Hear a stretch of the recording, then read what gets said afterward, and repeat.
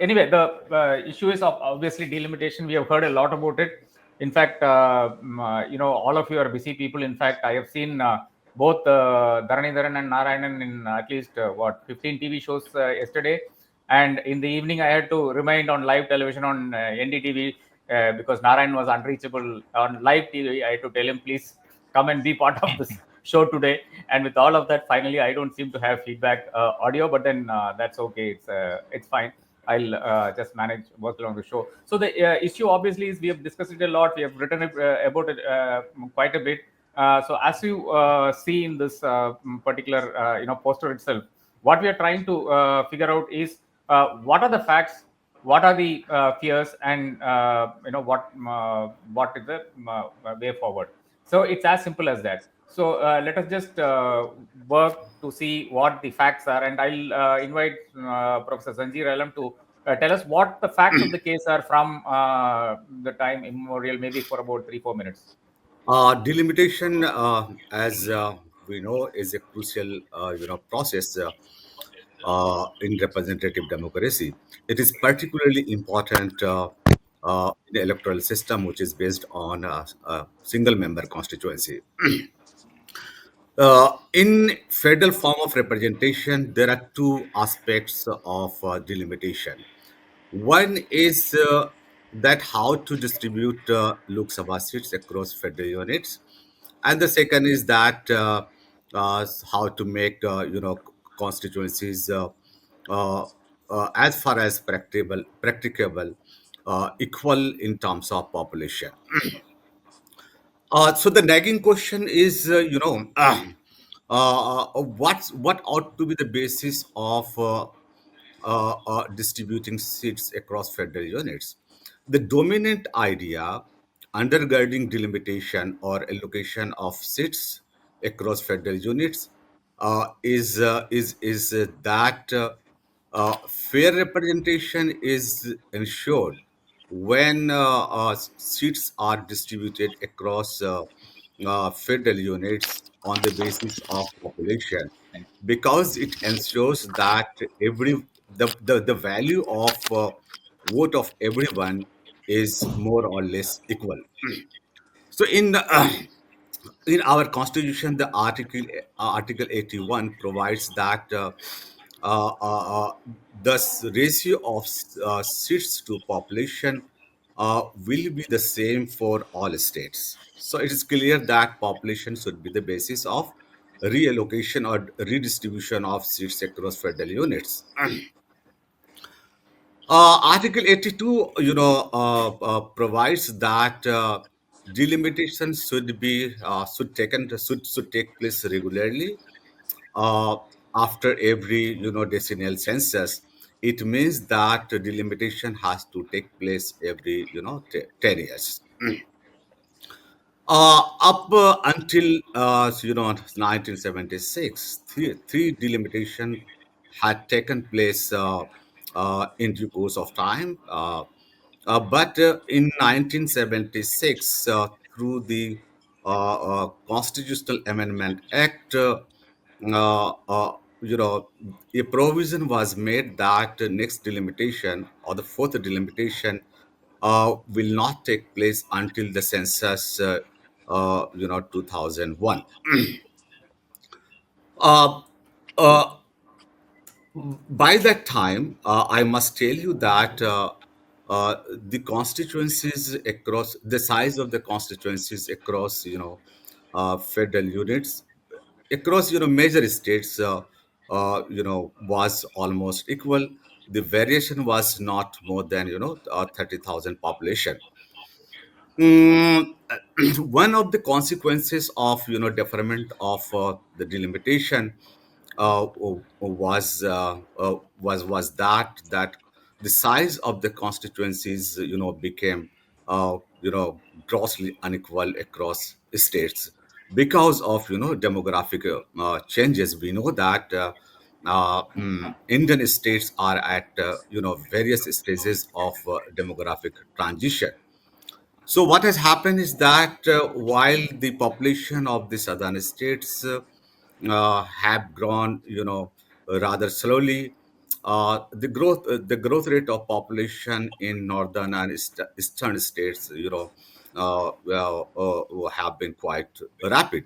So there has been, a regional imbalance in terms of population growth rates, and it has, affected the size of the constituencies. So when the time for the fourth delimitation, arrived, there were, concerns among the southern states that if population is the sole basis of reallocation of seats across federal units, southern states will lose, a large number of seats. And I think the fears of political class in the southern states was not entirely incorrect. There was some basis as to that. Uh, so therefore, there was much political hue and cry, and the central government of the time had to, consider the demand of the southern states, and therefore the fourth delimitation was a limited delimitation in the sense that seats were not, redistributed across the states. Only the constituencies within the states, were made, equal in terms of, size of population.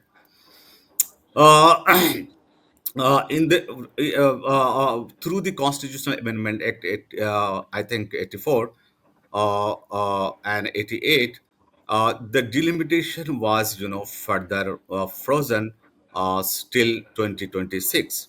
Now the 2026 is, is coming close.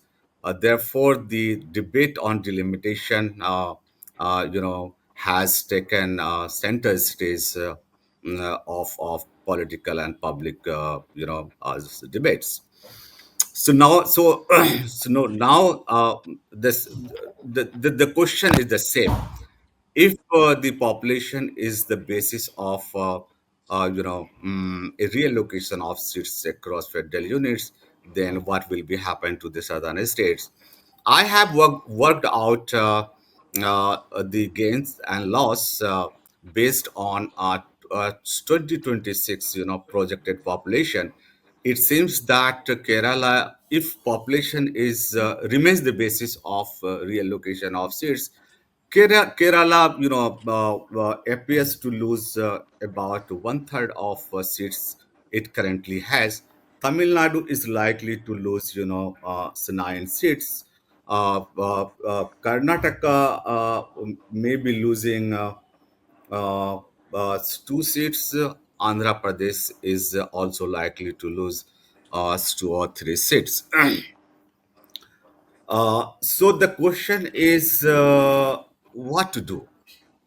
So there are two extreme positions right now. One is uh, that there are, people who are saying that, so no matter what, uh, the delimitation should be done as it is provided in the constitution. It means that delimitation should be done, or reallocation of seats should be done on the basis of population, so only.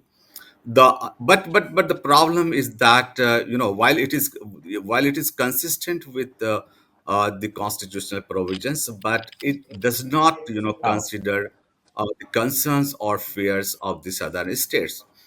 On the other hand, no, Sanjeev, yeah, yes, Professor Sanjeev, yeah, please, can you hear me? yeah, I can hear you. See, I wanted you to lay the facts so that the fears will get go to Dharanitharam, and we'll for the future we'll go to Narayan. I think there's a huge lag. I'm Okay, really sorry about this. Dharani, okay. what are the fears so that I can? See, the fears is, I will explain. So already there's a trust deficit with this union government. Already there is a number of state governments that have very strong regional identity, ruling states that have strong regional identities, or ruled by parties that is not in alliance with the BJP or BJP itself, have been talking about erosion of federalism, talking from lack of funding to imposition of a three-language policy, interference in things that are on concurrent list, or on also all things that are in state subject. So there has been a lot of problem. But so the main crux of delimitation is that, as professor said, as per the constitution, Article 82, after 26, the constituencies will have to be redrawn based on population. The constituency and the constituencies will be capped at 1 million. It is there in the constitution. So why it has not happened for the 25 years? Because 2001, we Prime Minister Vajpayee put a freeze, and earlier Indira Gandhi put a freeze. Why was the freeze put? In order to not disincentivize states that were very good in family control policy of the union government, because in the 1970s it was the country's population was going at an exponential increase, and that was unsustainable. So we need a family planning measure. So the union government took states into consultation, right? And then the states which did well now have lower TFR. For example, UP's population then was 8 crores, today has become 32 crores. Tamil Nadu's population then was 4 crores, now only 8 crores, so increase only twice. UP's population has gone 4 times. The TFR of Tamil Nadu or Kerala is less than 2. What is TFR? Total fertility rate, right? So which means if TFR rate is 1.7, which means that the population here is lesser than the replacement levels. With not just that Tamil Nadu's population or Kerala's population in relative terms to Uttar Pradesh have reduced, it will keep reducing. That is key point. Our population in the country, in comparison to northern states, will keep reducing, and then after a decade or two, our population itself will start decreasing. As if the same TFR will continue 1.6 to 1.7, I am saying by 2050, Tamil Nadu's population will only be 6 crores or 5 crores. UP's population, the same TFR will continue, will reach about 60 crores, because their TFR is about 3. So when you want to redraw, already in the Financial Commission, you already taking 2011 census instead of 1971 census, which itself is not desirable. So now, let's say, two things make me suspect that they want to do delimitation based on population, because unlike a work bill, unlike a one nation one election bill, it's not a bill that has to be introduced. It is already there in the constitution. So the union government will have to act in order for delimitation to happen. So delimitation happens through delimitation commission. So the commission is anyways meeting. So before every election, the commission is meeting. So the commission has two functions. One is to have the constituencies fixed, and then to redraw those within the constituencies. What I mean is, if there are 39 parliamentary constituencies, within that they'll redraw. Some would become reserved constituencies, some would, from reserved, some will become general constituency, or there will be realignment of boundaries. So that function is happening. The second function, that is redrawing based on population, is the only one that is not happening because of the constitutional amendment. But when December 31st, 2025 will go and 1st January 2026 will happen, what will happen is delimitation commission will automatically redraw. So, and which is exactly why they have not done the census. Why? Because in the 2001 freeze, it's clearly said by the constitutional amendment, delimitation based on population can happen after the next census after 26. So in case if census was had taken place in 23-24, then delimitation will lapse by 26. Then only after 32 or 34, then the next delimitation can happen after the census results are out. Which means that census, probably the delimitation could be used only by 2013. 2039. Already BJP as a party wants to find new voters here, and so this time they tried different states. Now for 2029, their mantra is going to be increase the seats in, or proportion of the seats in Hindi speaking states where they have uh, where they're stronger, rather, where they have more vote base compared to southern states, or other, or maybe West Bengal or maybe Punjab, where they don't have a strong vote base. So reduce the proportion of seats there, increase the proportion of seats in places like Uttar Pradesh, Madhya Pradesh, gerrymandering. But the problem with this approach is that you will again have to do it after 10 years, you'll again have to do it in 2036, you'll again have to do it at 2046. So what will happen is, then the proportion of seats will not just in Tamil Nadu reduce from 7.18% to 5%, in south of India from 25% to 17%. By 2050, proportion of seats in south of India will reduce to 9% or 8%, because the TFR rate here is less than 1.8. So our population will keep reducing, and TFR of Hindi speaking states is about 3%. Is about it's about TFR is about 3, which means that their population will keep increasing. By which, what I mean is that their population would be about 80 crores and South India's population will be about 15-20 crores, which means imagine a situation where South India itself contributes only 9% or 8% in the Lok Sabha. Will it be electorally relevant? No. There could be a party that will get all the seats in south of India, but still electorally irrelevant, because we have in the Westminster system we have, it is possible only to form government by getting 30 to 35% seats, and only if a handful of states are important, what will eventually happen is only in the Hindi belt like Uttar Pradesh, Madhya Pradesh, Chhattisgarh, Rajasthan, Gujarat, Bihar, Jharkhand, Himachal, only in those states the BJP can win and form the government at the union level. And even in those states, they don't need to get 60% or 50%. Only by getting 30 to 35%, Okay. because there are multiple parties, they will be able to form. In that case, the voice of South Indians, voice of Northeast Indians, voice of West Bengal, voice of people in West Bengal, voice of people in Punjab won't be heard. In such a scenario, the democracy Yeah. itself won't sustain, because people have a huge deficit in democracy and they won't also keep giving money. Already the money is not coming, then they won't give us money. So eventually, who are funding the 10 seconds, 1 minute, important point. So who are funding the states in the northern belt?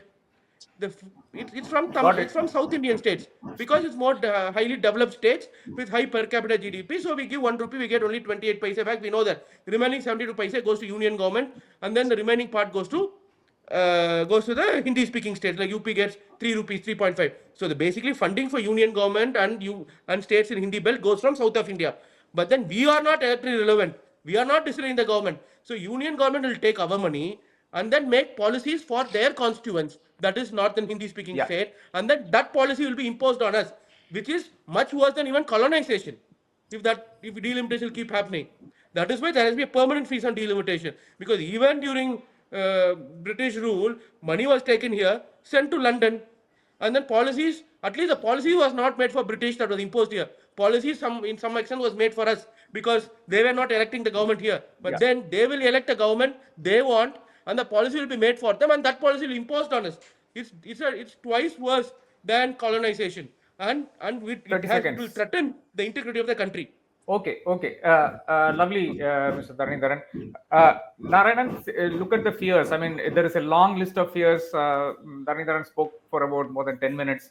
And I can assure you that there will be no interruption from my side. I'm an anchor today. So, I will be the anchor and act as the anchor. And unlike Tamil or English channels, I'm not going to interrupt you. Anyway, nice to be here, RK. Morning to Sanjeev and Dharanidharan. See, fears were there before. Fears were there in 2023 when Rahul Gandhi, the India Alliance's leader, said that the rights as per population, jitni abadi utna hak. Those fears were removed. Those fears were removed by the Honorable Prime Minister, Mr. Narendra Modi, on the same day, if I am right, it is on October 5, 2023, on the same day, saying that I will never allow the delimitation that will happen by the basis of population, because it will affect the southern states. Southern states will lose heavily. That is what the Prime Minister had said.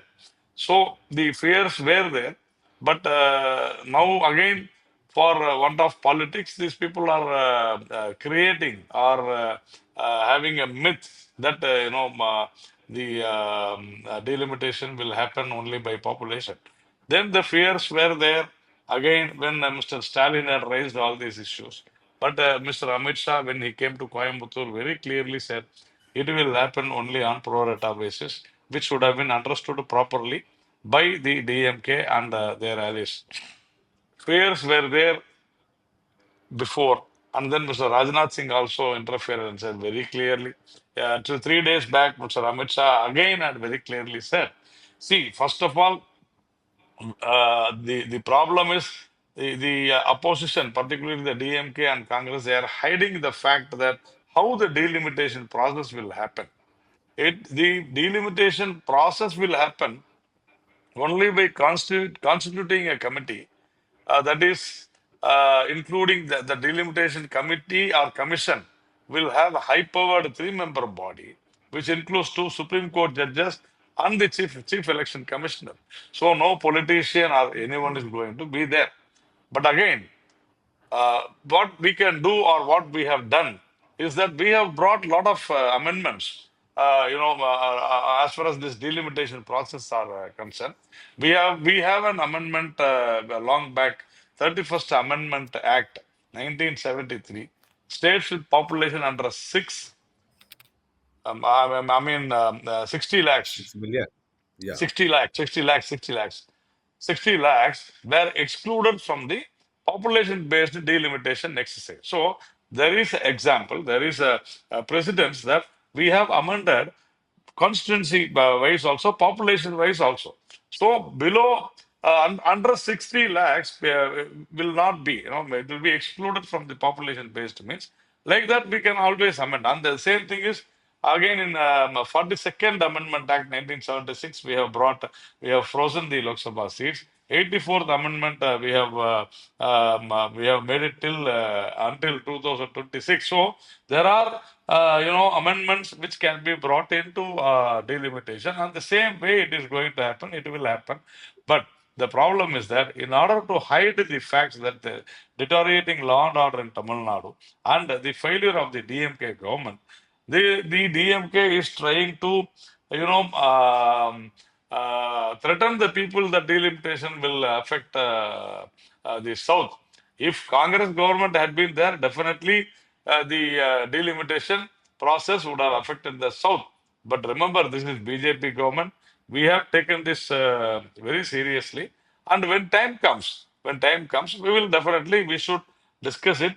We should amend certain things. It should be done not by the population but by pro rata basis. Everything will be done. But when it will be done, it will be done only after the census. The census has not yet been taken because we all know due to COVID it was postponed, and then again the general elections had come. So it will anytime it has to happen, and once a census happens, there will be definitely consultation with the states also, and also with the political parties and everyone. So there is no fear, but there is a very big fear that in the name of language, in the name of state rights, in the name of religion, the Congress and the DMK, parties like DMK and the Congress, they are trying to divide the nation. See, now Salem Dharanidharan was talking about finance. See, he was telling about southern states where we get more money. See, everything is right. Manufacturing states where we have a large port activities, infrastructure will happen. And when infrastructure happens, obviously the revenue will be more for the states. And we all have to understand that India is one. Where there are large ports, where there is sea, where there is ocean, definitely those states are definitely meant to gain more. And the infrastructure also will happen more. If not for India's union government's infrastructure activities, Tamil Nadu would have not gained this much of infrastructure development. The same thing applies to Gujarat also. The same thing applies to Maharashtra also. So, just in order to politicize these issues, the DMK has been literally instigating the public. They are trying to irritate the public that no, this will happen. Talking about Hindi-speaking states and non-Hindi-speaking states. See, this is absolutely false. It is a fake narrative which has been set by Mr. Stalin in order to hide his political failure, his governance failure. So, we are very, very sure. We are the only party who have very clearly said, the Prime Minister, the Home Minister, the Defense Minister, everyone has very, very they have very well cleared all the doubts, if at all, anything created by this DMK. And they want to talk about this because they don't want us to talk about their failures, the deteriorating law and order. That's it. Absolutely. We know that this is the proper delimitation as per pro rata basis will happen. Thank you for that, Narayanan. Only one point of disagreement for me there, just that the Jitni Abadi Utni Hak was in the context of OBC reservation, that Rahul Gandhi's comment. Now, if Dharani wants to respond quickly, and then I will go to what we can possibly respond to this. See, I think it's a plain political rhetoric that both BJP and ADMK have been doing. It's a constant saying the law and order is bad. It's a constant to say that there is corruption. But where is the proof? I can allege 100 things on R.K. Radhakrishnan. I can allege 100 things on Sanjeev. I can allege 100 things on Narayan Tirupati. I have 100 things. He can also allege. But alleging doesn't matter. You have to give me evidence and data. As per the union government, Tamil Nadu government's law and order situation has improved in drastically comparison to the ADMK regime. It's been covered by most newspapers. The finance debt to GDP ratio has improved compared to ADMK regime. In fact, the white paper of the Tamil Nadu government also said how much the finance have improved and how it worsened under 2017 to 2021. All this there on is proof. Numbers can't lie. So why come and say the same thing again and again? We are genuinely concerned that delimitation happen and we will lose our agency. And my second most important concern is that if why is the prime what is the need for the prime minister to come and keep giving assurances in different political platform? All he has to do is in the parliament come and say, listen, we are not going to do delimitation. The proportion of parliamentarians from Tamil Nadu won't reduce from 7.18%. The bill will be tabled in the next session. Or don't speak only, just bring a constitutional amendment and freeze the matter. There are two options. Either you bring it on freeze for 30 years, say as per Tamil Nadu government's request, the delimitation will be frozen delimitation based on population will be frozen. Point one for 30 years. Or two, temporarily be frozen and then it will be agreed until and unless all the states come to a consensus. What is that to use different platform to say pro rata basis karenge? What is pro rata basis? No one knows. Seats won't reduce. I also know seats won't reduce. Sanjir also knows seat won't reduce. You also know seat won't reduce. But the point is the proportion of seats will reduce. So why play around with all that? Right? Just give what you will. Just say we are not going to do delimitation in the parliament. Bring a bill. As simple as that. An amendment. Bring up an amendment and end the matter. Why unnecessary talking? Is what I'm asking. So I'm asking Narayan Tirupati sir again. Why does he urge his party to bring about the bill in the parliament? End the matter there. Sir, it is very clearly said that there is a time when this should happen. It cannot happen as per your whims and fancies. Yeah. There are a lot of issues. The census has to be completed. You want the Prime Minister to talk now, Okay, got it, as Dharni. per your Now, whims. of It course, is not Mr. possible. Narayan wanted to respond quickly, and 1 minute before that, and after that, after Narayanan, we'll have regional representation concerns by Sir, there is a time to discuss, and it is not today or it is not now to discuss, sir. There is a time. The census has to happen, and then definitely it will be discussed. Unless we talk in Parliament, these amendments cannot be brought. There is a fear that the delimitation order cannot be challenged. But as per Kishore Chandra Chaganlal Rathod case 2024, the Supreme Court has held that the delimitation commission can be even reviewed if it is arbitrary. So we need to understand this, that we have got a lot of scope, we have a lot of ways, and definitely, irrespective of any political party or any religion or caste, we we we from south of India, definitely, if there are any worries, we have all the right to talk. But there is a time to talk. When? It cannot happen as per your whims and fancies. If Mr. Stalin asks, now you do it. He is not Russia Stalin, sir. He is Tamil Nadu Stalin, India Stalin. We need to understand this. So there is a time. We will definitely sit. All the stakeholders will be consulted. That's what we have been saying.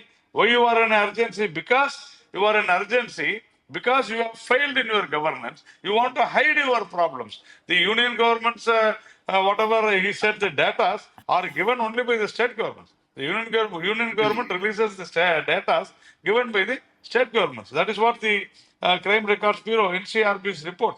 So, see, in each and everything, Mr. Sevam Dharanidharan is saying this, which is not right actually. Okay. Now, let me go to Professor Sanjeev Alam. Sanjeev, Professor, you have heard both these views, the Yeah. fears and what the future holds like.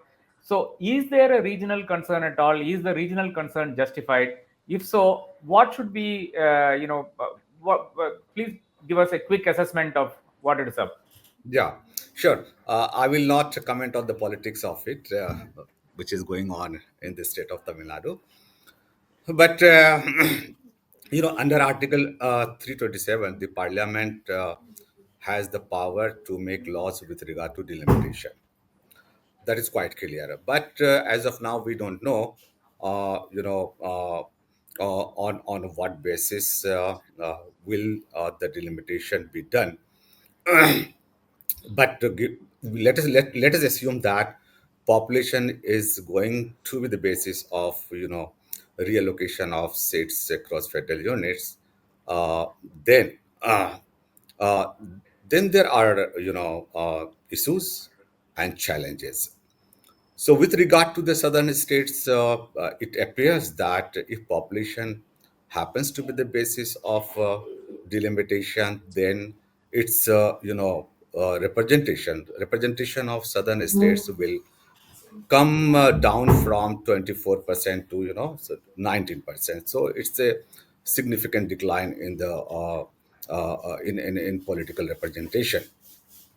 So as I said that there are two, extreme positions. One is that population should be the basis of allocation of reallocation of seats, and the second is that since it will disadvantage the southern states, delimitation should be frozen for another 3 decades. But between these two extreme positions, there could be some solutions. Uh, in my opinion, 2 3 suggestions could work. One is that if we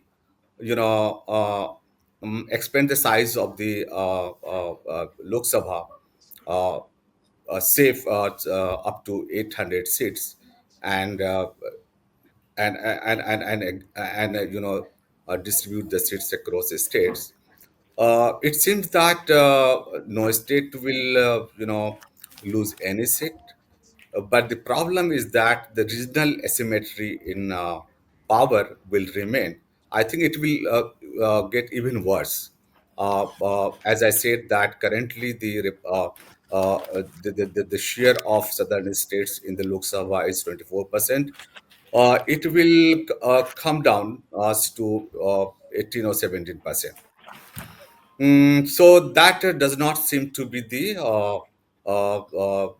solution which would be acceptable to the states which are facing, the loss of seats. The second, option that we have is that uh, let us shift from, let us shift away from total population to the voting age population, that is 18 plus population.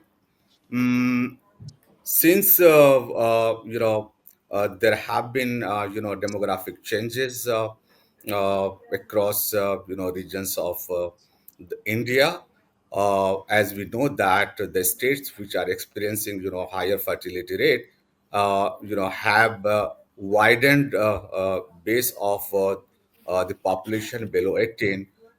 In contrast, the states which have experienced, lower fertility rate will have widened base of the population of 18 plus. So what I have done is I have calculated the gain and loss on the basis of 2011 census population. So if we consider 18 plus population as the basis of reallocation of seats, we find that the regional imbalance of power, or the loss incurred on the southern states gets substantially minimized. For example, if we do this, Kerala is likely to lose, um, 2 seats, 2 to 3 seats. Tamil Nadu, which would appear to lose 9 seats, 9 seats on the basis of total population, would likely to lose. Its loss will come down to 3 seats. Mm, Interestingly, states like Uttar Pradesh will not be gaining any seat. Rather, it will be losing 1 seat. Similarly, Bihar will be losing 1 seat. Uh, it suggests that when we consider 18 plus population as the basis of the reallocation of seats, the gains and loss do not get concentrated in one region. It becomes fairly widespread across regions. So, in this sense, the regional imbalance of power, which is emerging in the face of total population as the basis of delimitation, will get diluted. The third suggestion that is often being made is the proposal that let us shift our attention from the Lok Sabha to the Raj Sabha. So, what is this proposition? This proposition is that let us restructure the Raj Sabha, where the representation is, also on the basis of, share of population of the states. Mm, we must be knowing that even in the Constituent Assembly debates, there were many members who had suggested that Rajya Sabha should be constituted on the basis of, like the Senate in the USA, which is to say that equalize the number of whatever it may be, 5 or 6 or 2, equalize the number of Rajya Sabha seats across states. So if it is done, then the emerging regional imbalance of power might get substantially addressed. But I think only restructuring the Rajya Yeah. Sabha in terms of number is not going to solve the problem. What will have to be done is, you have to restructure, you have to, minimize the difference in power between Lok Sabha and Raj Sabha. As you know, that Raj Sabha has almost no power on the money bill.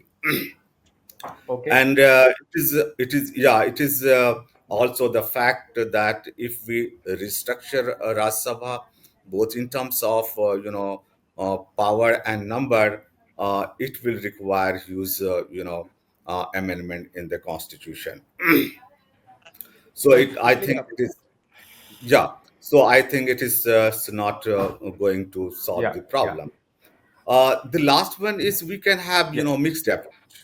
We can combine one or other options Okay. Okay. and see how the problem gets addressed. As RK, I would like to add something. Can I just go ahead and add? Yeah, got it. But obviously we can't. Yeah, 1 minute, 1 minute, 1 minute, 1 minute. I'll come. This will be the last round, and then we'll take a few questions. Uh, the Yeah, see, the one thing that I want to really say is that obviously you can't keep politics out of this. It's very important. It is political. We cannot, say that there is no politics involved. So there is both. I would like to ask both Mr. Narayan Tirupati and Selam Dharanidharan. See, there is politics, obviously, but there is also the requirement and need for regional representation, and that of course is aspirational, and everybody wants to be heard. Basically everybody wants to be heard. We know that every time you go to the people, you see that people want to be heard, and people actually come up to you and say things because they want to be heard, right? So it is the same reflection that we see here. Now we are in a time in our polity where the so-called young youth dividend is so huge. They all want to be part of the polity. We see hundreds and thousands of people coming into politics. Annamalai, for instance, is from that sphere. He quit IPS and came. Selam Dharanidharan, of course, he was doing great business in Europe. He might have had a better life in Europe than he's in the dusty streets of Salem and Chinna Salem and Edapadi and all those places. So there is this requirement that everybody is heard. It is a political process, and at the same time we cannot suppress voices. So given that background, what does the future look like? Of course, Dharani, you can have your response to whatever was said earlier, and of course Mr. Narayanan after that can have responses to what was said earlier. But then please reflect on this. Young people need to be heard. Older people also need to be heard. There is a greater need for everyone to have some part in the system. So given that as the given, what does a regional party like DMK, and what does a national party like the BJP, which is the preeminent regional party, the national party here in India today, think of the fact that everybody needs to be heard, everybody needs representation. Can we put this entire question of representation in that context? Yeah, see, and Dharani the first. reason why I want to speak is I just wanted to make one slight correction on my friend Sanjeev. When he spoke, he says Rajya Sabha could represent the individual states, and each state could get certain number of let's say certain number of parliamentarians, and that could give power in the favor of state. But the problem with that approach is, unlike the US, states in India are not indestructible units. They can be divided. So eventually, now we tell the union government, okay, each state will get maybe southern states will get more representatives. After 5 years, the BJP might divide UP into three parts, Madhya Pradesh into four parts, or Rajasthan into two. So which means that then again the representation of those states indirectly will increase. You get what I mean? So let's say if each state is two Yeah, two yeah. parliamentarians or three parliamentarians for south, and then maybe only two parliamentarians from the northern belt, they will keep dividing the states. So eventually that it gets skewed in their favor. So that is the problem with this approach. And again, there's a very legitimate question no one spoke about. See, BJP wants to delimitation. That is why they never went and said even once delimitation won't take place. They're saying seats won't reduce. Pro rata. We don't know. I don't know what pro rata is. You don't know. No one knows. But when I'm saying seats won't increase, it can be that Tamil Nadu seats will only be at 40, but overall seats will increase to 1,000, which means Uttar Pradesh seat will go to 160. That is the problem. So no one has ever said proportion of the seats won't reduce. That is a very important point. And the reason, only one justification for delimitation can be that why should a parliamentarian in Sikkim represent 6.5 lakh people? Why should a parliamentarian for Gaza, for let's say uh, Farrukhabad represent 4 million people? Why are the constituents in Farrukhabad having only one MP for 4 million people? So that is a legitimate question that one can ask to speak in favor of delimitation. No one has spoken. But then why should we be disincentivized for listening to the union government? So it's a philosophical argument. But for the solution for that would be just increase all the seats by 3 times. UK being a country same population as Tamil Nadu, same population Tamil Nadu, has 600 parliamentarians, 600 to 650. So what I am saying is multiply by 3 for all the states. So the number of parliamentarians in Tamil Nadu becomes 120, and multiply the number of assembly seats by 2 or 3. So number of MLAs become 500 or 600, and this will also answer your question that then there are also more young people also can get chance to go to the parliament and and also to the legislative assembly. In fact, we have a lot of talent. And the question is, this is a problem across the world. 10 years back or 12 years back, the Europe, this is a big debate going on. In the European Parliament, they say there's only 2% under the age of 30. There are only 10 people under the age of 35. But then things quickly changed in Europe. Macron became the youngest president in the history of France. Um, and a lot of young people start coming. So it's not that political parties do not want young people to come. In fact, in a country like India, 50% of the population, or even in Tamil Nadu, is less than age group 50, 65% less than 35, 70% less than 40. But then if you go to the parliament, there are only 10% parliamentarians under the age group. So there's a huge it's greatly skewed. But the reason is also that are the young people's politics is competitive. So the political parties are rational actors. So like how cricket team will choose only its best players to play. Like IPL team will choose the best player to play. Maybe until unless you're CSK, but the jokes apart. But so political parties only want the best to contest. So which requires social connections, social capital, other Nasty. other resources like money, power, etc. So this is not direct. This maybe the youngsters do not have, and that is why the party is not able to give them opportunity. And also, it's not that any political party can just randomly make someone their member of parliament candidate or MLA candidate, even if they have all the resources. One has to be in a party for a certain number of time, should have sacrificed for the party, work for the organization. Like even in any organization, people have to work. That's why you come up the ladder. And young people, then they'll have to take care of their families, and then for them to get settled onto their business or into their job, and then come, I think there's already it's late. And again, another problem across the world is there is no retirement age for politicians just don't retire. People who are in that position remain in the same position, and these are the reasons why you don't find a lot of young people. And another reason is also that politics doesn't pay you money, so it's a difficult life. If you are very well educated, you have 100 other things to do in 100 different countries in this world. So why will you come and slog when you can be an investment banker in Dubai or in Paris or in New York, make about 20 lakhs a month, have a fancy life and rather walk in streets of Sinna. Why do you want to do it? I don't think one wants to do it, and that is why you see a lot of nepo kids come back. Is because it's already there for them. They don't, and also even if you come and put the effort, you don't know if you'll succeed or not. You will have to bow down to someone who may not be as educated as you or who are not educated at all. But maybe if you are somebody's son, then you are already at a certain place. You have no resources problem. Your father or grandfather have done it, so they tell you how to do it. So I think you can take that risk. If you're not, then you can't take the risk. That's why across the world also you see a lot of politicians from uh, political families, even in the US, the Bush family, etc. Is because then the roadmap is clearly there. But politics, high risk, difficult, Yeah. uncertainty. Okay. Narayanan, as a national party, your thoughts on these issues, obviously, of young people coming into politics. Obviously, BJP gives way too much, space for young people coming in, especially people with a background. You yourself, I mean, you were not in active politics, but then we started fighting on live television only about 10 years ago. I don't have a memory before that of Narayanan being in politics. You are a businessman, if I recall it right. No, you are wrong, Mr. Larke, because I had joined BJP in the year 1987 when I was 19 years old. So I am in active politics for the last 38 years. But politics is nothing to do with Oh, only representing in television channels. In fact, I will be the longest serving member, maybe, I don't know, maybe one or few, in BJP Tamil Nadu, almost continuously for 38 long years. I had been in BJP having so many, positions right from my ward up to state level today.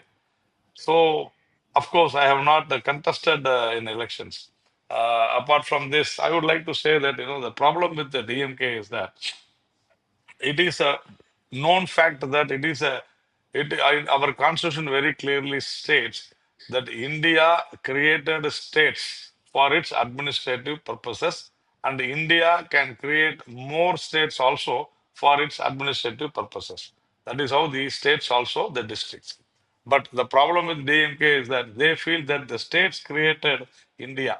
This is the problem, and delimitation issue is this. And Dr. Ambedkar, when talking about creating linguistic states, he has already told when it was the linguistic states were created. He had warned that why linguistic states should not be created. So, of course, we are there now. Language is very important.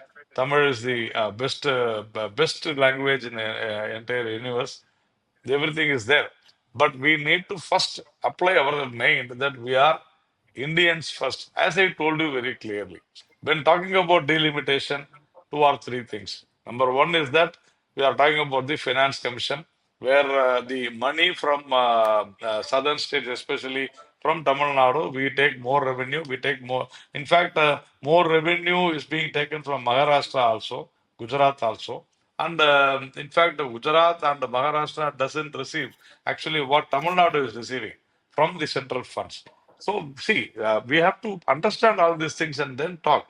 And that is because of the ports, what we have, oceans, seas, we have the shores. We have a lot of ports, so manufacturing activity take place, infrastructure activity takes place, and that is the reason. Recently, before 10 days back, I had been to Gujarat. I had been to a place called Kavada near Pakistan border, where 30 gigawatts of solar and windmill power are being produced, and it is being produced by our own NTPC, then Adani, Suzlon, so many companies are there, and it happens in a desert. And the power which is being produced in Gujarat and Rajasthan are being connected to the central grid. This is what is happening, and that is going to help Tamil Nadu. We may, in another 20 years, Tamil Nadu or throughout India, for our houses, we may get free electricity. I don't know, it may happen. So, India is one. So, there was, I think, in a discussion, I think our former judge in Karnataka, what is his name? I forgot his name. He was telling that the states should be divided as per population, then these problems will be solved. No, it is not going to be solved because already we have been created by linguistic method. And if, as a South Indian, yes, I don't want my priorities, my rights to be curtailed. And that is what Prime Minister Modi also said. As far as the, yes, as he rightly said, the younger generation above 18 definitely should be, taken into confidence. And that is what we have said, that all stakeholders will be discussed, all stakeholders will be consulted, and there is nothing wrong. We are the only party in India. We clearly say that there should be equal rights. There should be equal rights, equal voice, absolutely no problem. And youth, we have a very big example in Anomaly. He entered, of course, very young. But again, I'm telling you, RK, I am a very great example. For 38 years, from 19 years, in my college days, I'm in BJP. I'm serving.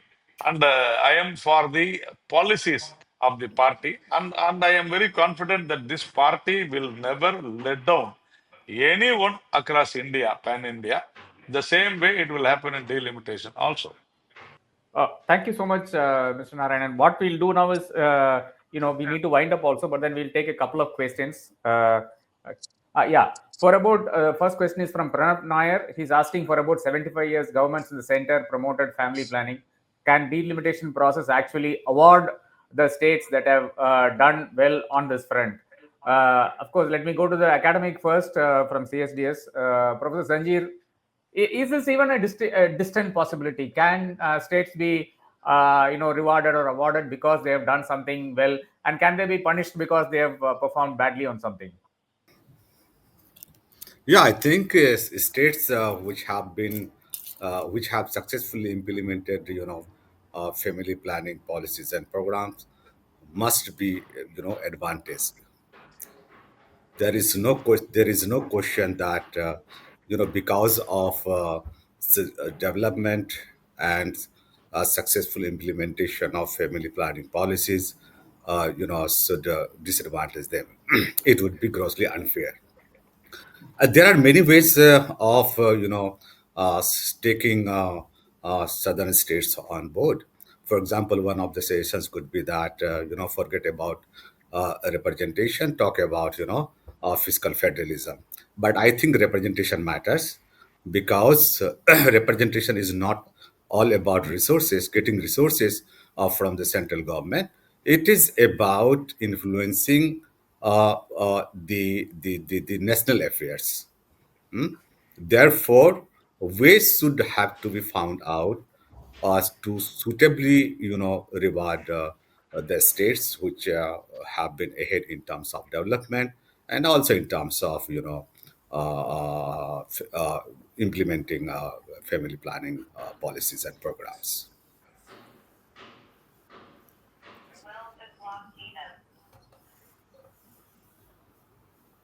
Okay, thank you so much. Does any of the politicians want to, comment Yeah, on this? Do states RK, need to that, be yeah, rewarded or punished? Yeah, okay.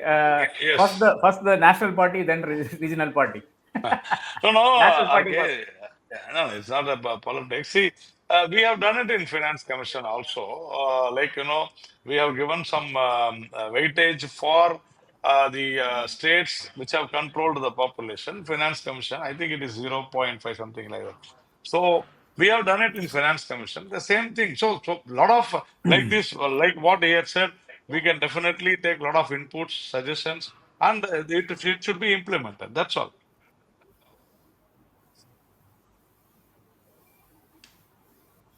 I think I'll go ahead now. Okay, Salem Dhanidhar. See, actually, that's how it should be. Yeah, please. What I personally feel is that states should be rewarded based on their performance, not just in family planning, any scheme. The money that a state receives should be tied to the outcomes. But here, there is no outcomes. We've been for certain states. I'm not against giving money to certain states. I think in a single country, every state should grow. But for some states, the money just kept giving. We just keep giving money. Has the results come? No. So why don't you try it out with incentive? Why don't you link it with incentives? For example, Samara Shikha Abhiyan, Tamil Nadu, Kerala were the states that are number one in the outcomes that were decided under the desired outcomes of SSA. But these states, we are not getting any money. The states which are in the bottom of the outcomes, like Gujarat, get full money. So what is the need then for them to perform to the best level? So why will any union state government will want to implement union schemes for betterment of the country until and unless you uh, incentivize performance?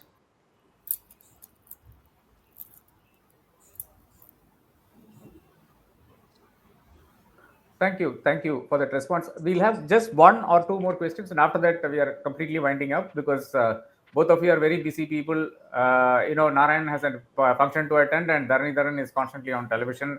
Sanjeev, thank you for joining on a Saturday. I'm also Please, busy. next question, please. Yeah, yeah. Dakshana, if the census had been conducted in 2021 as scheduled, obviously we couldn't because it was a COVID year. Delimitation would have come into effect after the 2031 census. But now, despite the 2021 census being delayed for years, why are the genuine concerns of the southern states being brushed aside by saying census hasn't happened yet? And more importantly, when will census happen? Yeah, I mean, I don't think any of us knows the answer to that. But then No, no, let me census. hold Mr. Narayanan for an answer there. Narayanan sir, when will a census happen? No, that's what, see, even during last, before election in the parliament, we have made it very clear that in 25 or 26 it will happen because we know it should have happened in 21 due to COVID, it got postponed. And again, because of the general elections, it got postponed. So it will definitely, it should happen anytime. And the government will definitely take a call on that.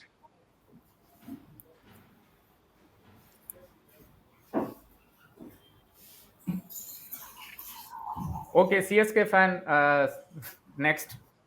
Dharani, please No, see, hit no, it no, no. across the I board. think that's what I'm saying. The census was not possible to be done in 21, but the census because of COVID, but census could have been started by 2022 and completed by 2024. But they didn't want to do it because if the census was done by 24 or 25, then the next census will be done only by 2035, which means delimitation can be done only in 2039. But you know the term gerrymandering, where the ruling party will re-alters the constituency to their benefit. So they want it to finish before 2028, well in time for the 29 elections, and just after 26, so the delimitation comes into force. I think that's very clear. So census will definitely happen until and unless my leader is pushing for it and brings about a freeze in Yeah, delimitation. They will finish the census before 29, 28, and then re-alter the constituencies based on the Article 82 because that will help them win election for BJP. So that's about it.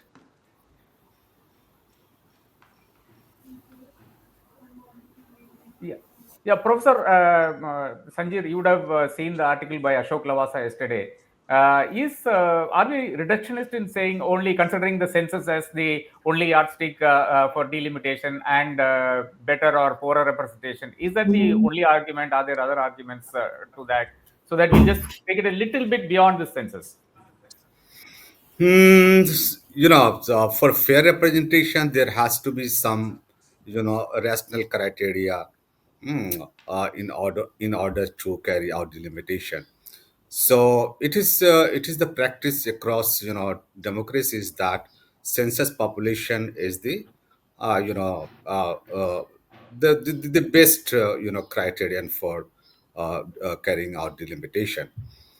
It is not that now the question is, whether it is the total population that should be considered, or whether it is the 18 plus population that should be considered, whether it is the voting population based on the electoral, rolls, that could be the basis of delimitation.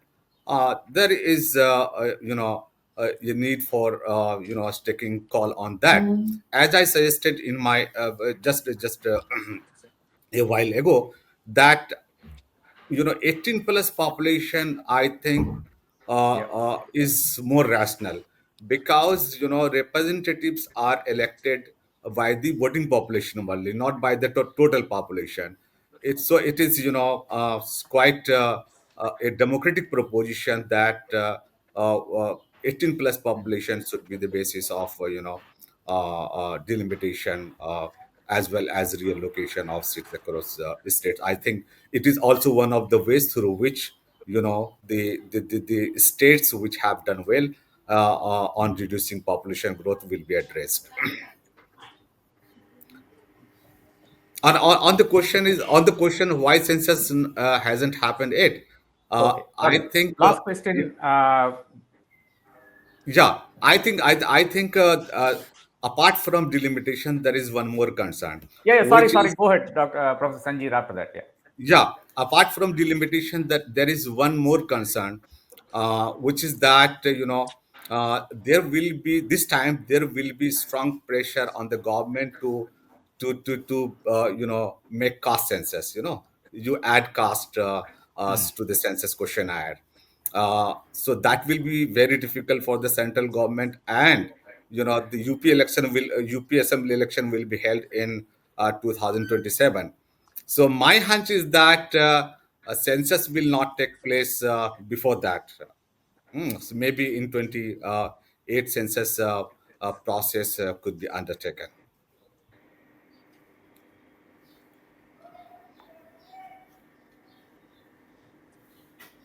Yeah. Yeah, one absolutely last question. Yeah, Asha Sarangi. Since one does not know when the census will begin, there is speculation that census might be held in 2031, and it takes about 2 years or so to declare the data.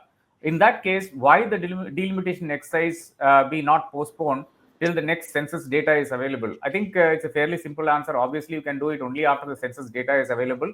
And I don't see it taking 2 years in the age of AI and massive supercomputing devices to come to that. But then let me have a quick word from the academic and both the parties before we wind up for today. Okay, Asha Sarangi again says, what I mean is postpone the delimitation exercise till we have evolved a reasonable criteria in terms of population size for electing a representative. Quick response for all from all three of you, starting with Professor Sanjeev, and also your closing comments, please. We will close with this. I think the crisis of representation has reached a stage where we cannot we cannot defer the delimitation further. Delimitation has to be done. N- the only question is how to assuage the fear of states which are facing loss of certain number of seats. I think the public debate is on, and there are many interesting and attractive sessions are coming up. And I hope that the government and other stakeholders will come together to address the fears of the losing states. Okay, so I will go, and I think I don't know if it's the same Asha Sarangi who Okay, works in Mr. JNU. If Narayanan. that is, then I will. Hey, but you talk, you continue. I will talk Yeah. later. So I'm not sure if the same person from JNU, but if that's the case, then I've read her books, Language and Policy, very good book. See, having Sorry, said sorry. Yeah. that, yeah, no, no. Having said that, which is what even I am saying, don't have a day limit. Have, if you do not want a permanent freeze, at least have a temporary freeze, and that freeze will prevail as long as there is a broader consensus among all the states. That can at least be done in the parliament. Pass a small amendment saying there will be temporary freeze until and unless every state will come to a consensus. Then put a meeting committee where every state will send a representative, and the meeting can happen once every 3 months, 4 meetings a year. Then we can discuss, and until a consensus is found, eliminate frozen. That's very simple. I don't know why the union government wants to do, but in my opinion, only they want to do it because they think that it will help them electorally and it will help them come back to power in 2029. 2029. So this is I think for me straightforward. See, as far as the BJP is concerned, as well as we are concerned, we don't want any state to lose any number of seats. It should be proportionate to the the present seats, number of seats. And as per my friend, yes, delimitation should happen because there is a lot of stress among parliamentarians also, and also with the administration. In some places, more than 20 lakh people are there. One member of parliament is there. Representation is very, very less. So we have to do that, but we should take a decision, and the delimitation should happen so that it will help the country, it will help the parliamentarians.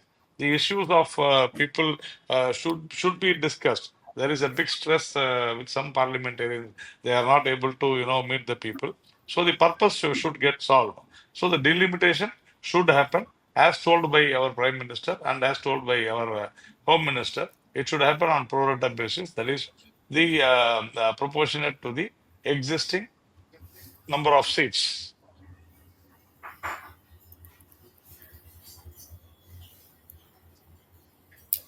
Yeah, thank you uh, to all our panelists today. Delimitation, facts, fears, and the future. We have obviously talked about the facts. Thank you, Dr. Sanjeev Alam, for putting this in perspective, the perspective Thank that you. only an academic can bring to the table. And thank you for this lovely debate. Obviously, in English channels, every single day we speak for about 15 to 17 minutes. I am in one channel or the other. Narayanan and Tarani also are in different channels, and we end up meeting only in channel spaces these days. So lovely discussion, and thank you for this erudite exposition, putting across your party points, and at the same time, keeping it extremely, extremely civil.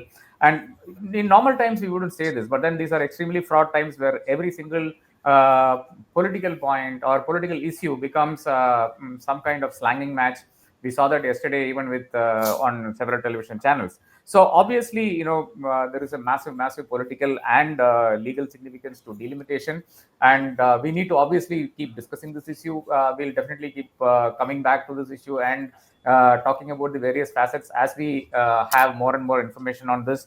Regional representation concerns cannot be ignored at this point of time, regardless of however strong a center is and however weak the regional political parties are. Political parties in across the region are getting extremely weak. We know that for a fact. But then it cannot be that their fears are. I mean, their fears are ignored or brushed aside. And we need to. We are very sure that this will be actually what will determine our electoral framework from now on. And of course, the future, we are already in the future. Every single person in India today is much more politically aware than they were 10 years ago. They understand every single issue much more than we think that they understand. And I mean, given the fact that on a Sunday afternoon I have more than 2,000 people watching this live, which is not the case in evening television news that we have seen. I think there is massive interest in one, of course, delimitation, and two, of course, a considered and carefully argued points on delimitation. So thank you all for taking your time. I know Narayan Tirupati has to travel all the way to Vanagaram for the president's new president being anointed, and Dharani has to run to some channel. And Sanjeev sir, thank you so much Thank for you. taking time on a Saturday and being with us for more than an hour. And thank you all. And thank you, viewers. Without you, obviously, there is no point in us debating anything. Please join this space for more of Frontlines videos, live programs, podcasts, and webinars. I'll be seeing you soon. Thank you and good day. Bye bye. Thank you.